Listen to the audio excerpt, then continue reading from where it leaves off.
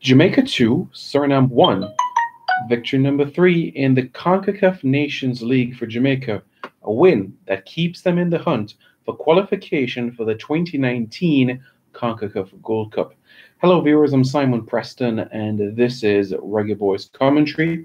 Jamaica 2, Suriname 1, that's the final score from the CONCACAF Nations League. Jamaica played this game at the Montego Bay Sports Complex and this was the result. Just let's run through the lineup first and foremost that started this game. Andre Blake in goal, Fabian McCarthy, Ladale Ritchie, Kemar Lawrence, Damian Lowe, Javon Watson, Ricardo Morris, Darren Mattox, Corey Burke, Peter Lee Vassell, Owaden Gordon, and that is the starting 11 for the Jamaican team. So how did things pan out? Well, Corey Burke got Jamaica going in the 7th minute. Lightning strikes twice, doesn't it? Corey Burke scored against Suriname the last time both teams met in the 1-0 win at the National Stadium in 2016. Corey Burke getting his 6th international goal for Jamaica in just his 16th appearance. He has really done well, and if you look at the trend of Corey Burke and when he plays for Jamaica and he gets on target, every time that he has scored for Jamaica, Jamaica has won. October 2016, we beat Guyana, Corey Burke scored.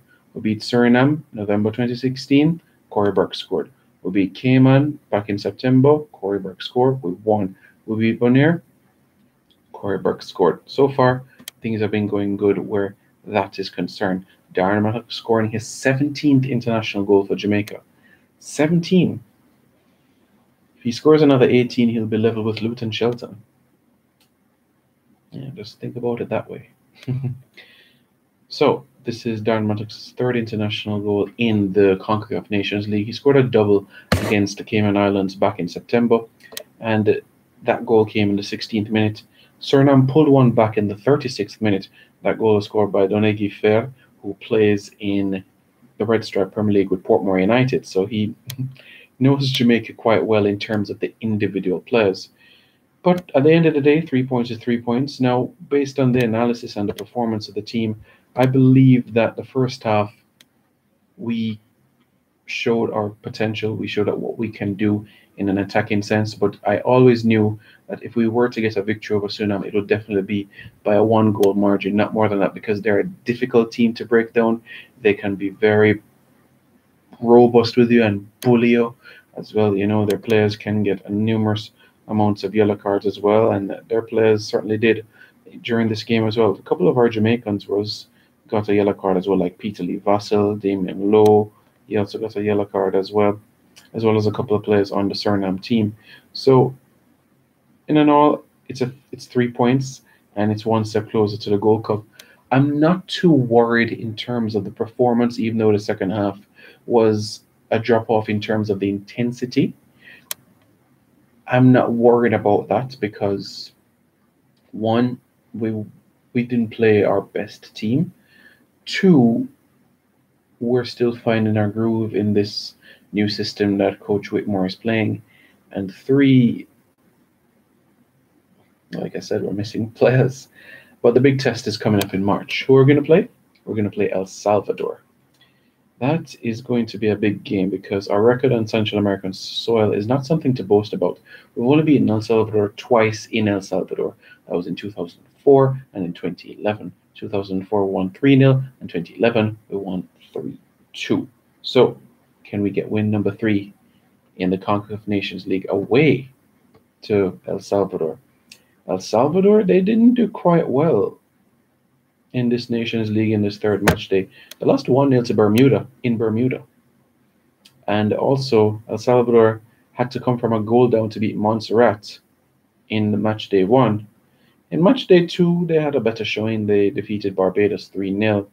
But as it stands right now, not only are they not in League A, but they're out of the top 10 of the CONCACAF Nations League.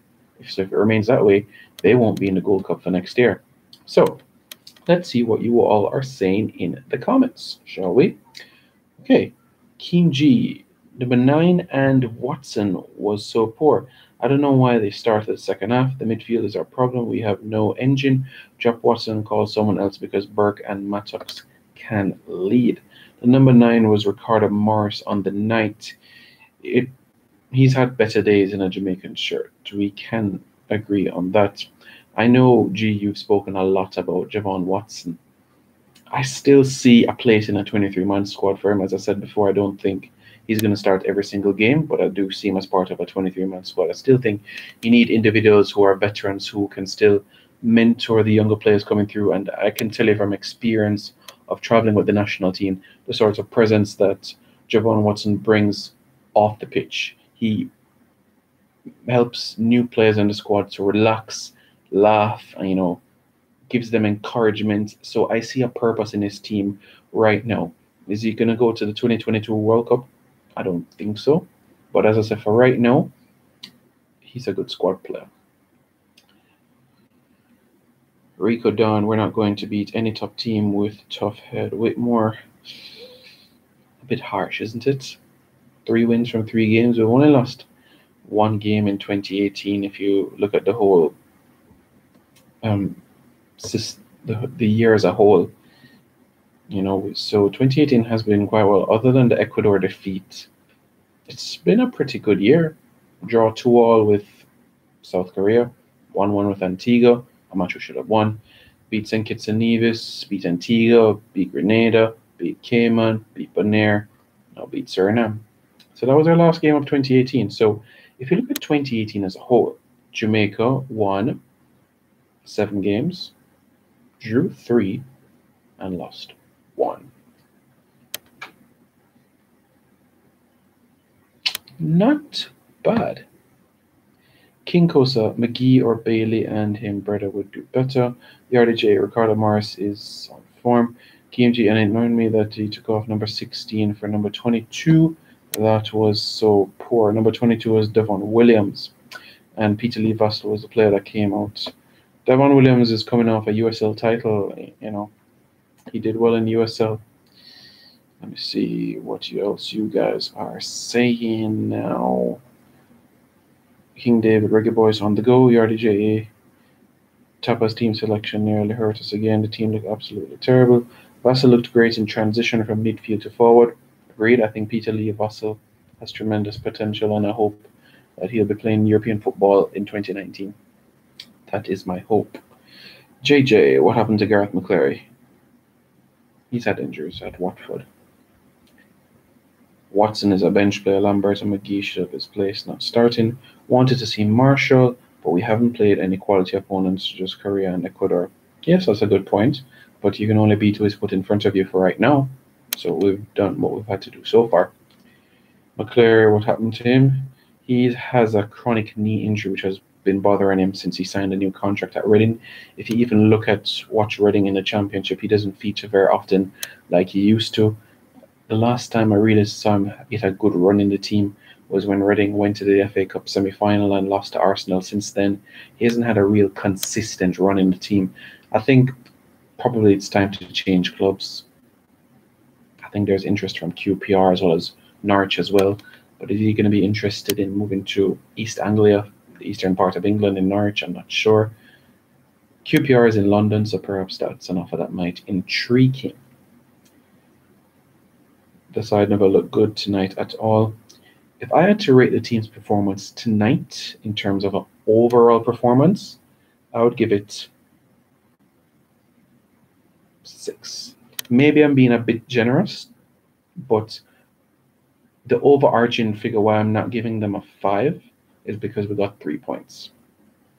And as we are in 9 points, we're guaranteed at least to finish 10th in the table, which means we're looking to be playing League A football, which essentially would be qualification to the Gold Cup, which is why it's making me happy. I know a lot of people in the comments would say 5 out of 10, 4 out of 10 performance, but I say 6 based on getting the 3 points. If you want me to look at just the performance alone and not the result, then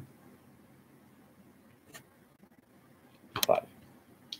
Yes, but the performances weren't great. You can clearly see the difference in the players' performances since Whitmore took over from Schaefer. Rico Dunn, you're a genius. There has been a difference, and if we want to be quite frank, the Gold Cup in 2017, we can go on, and we shouldn't take it away from the team. We went to the Gold Cup final. but Mexico carried their B team to the Gold Cup. Remember, their best team went to the Confederations Cup in Russia. So me, Simon Preston, I rate our 2015 Gold Cup run more than our 2017 Gold Cup run because USA close to full strength, Mexico 99% full strength.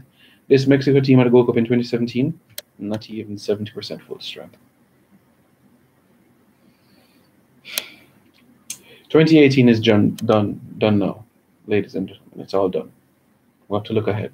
March 2019, El Salvador. In El Salvador. Win that, Gold Cup, we're coming. And the next edition of the Nations League, join the big dogs, USA, well, quote unquote, big dogs, USA, Mexico, Costa Rica, Honduras, Trinidad, Panama. Join those big boys and kill them with excellence. That's what we have to do. Just before we go, guys, let me know if you have any more questions to drop them in. I'm going to have the stream on for another minute. King Kosa, what happened to Simon Dawkins, Deshaun Brown, Clayton Donaldson, Giles Barnes? Simon Dawkins, that's a good question because he was released from his club at the San Jose Earthquakes. I believe that it was around the 2017 season that he got released from the club, and since I don't think he's been playing any football. Since 2017, he hasn't played football, just like Jermaine Taylor, since he was released. So he hasn't been playing football. He's only 30 years of age, so I don't see any reason why he can't go into a League One club in England or another MLS team and just get some football under his belt. Clayton Donaldson is now playing his football at Bolton Wanderers. He's 34 years of age right now, and at Bolton, since joining them in June, he's played 11 games, hasn't scored any goals. I hope that answers your question regarding Clayton Donaldson. Giles Barnes is in the MLS now with Colorado Rapids. Yeah, Deshaun Brown is... Deshaun Brown, wow. The first Jamaican player to, international I should say, to play straight over in Spain. And his team got relegated from the Segunda División. That was Lorca FC. And he got released from the club, and now he's playing straight with Oklahoma City Energy in the United Soccer League. That's what he's doing right now. Barnes here in the US don't look like he wants to play soccer, football.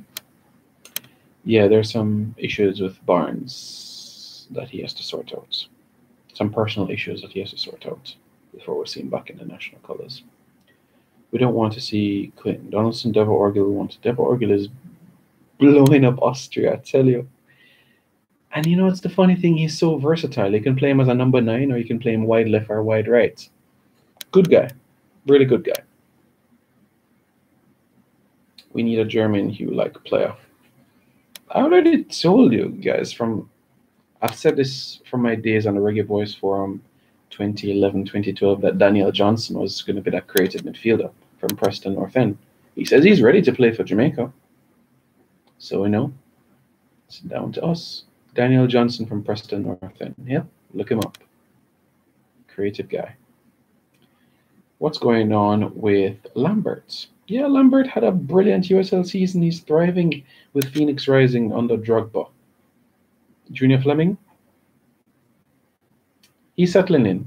He's settling in life at Tampa Bay. He's just 21. What am I saying? Should he be part of the national program? Yes. But let's not forget, you can only call up 23 at a time. I'm sure Tapa has him as part of his plans in the future.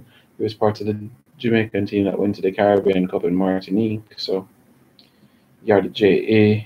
What happened with Morrison? Morrison is looking for a club first. Before Morrison can find a club, then he'll commit his international future to Jamaica.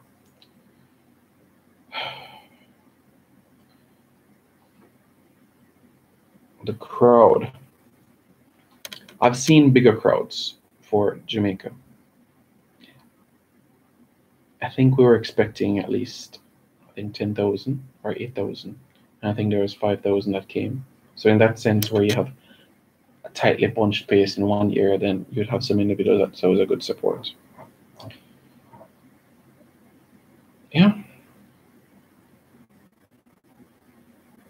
because we've seen bigger supports when I think it was Mobay that took on Unpleasant Academy. The stadium did ram Mobay Sports Complex.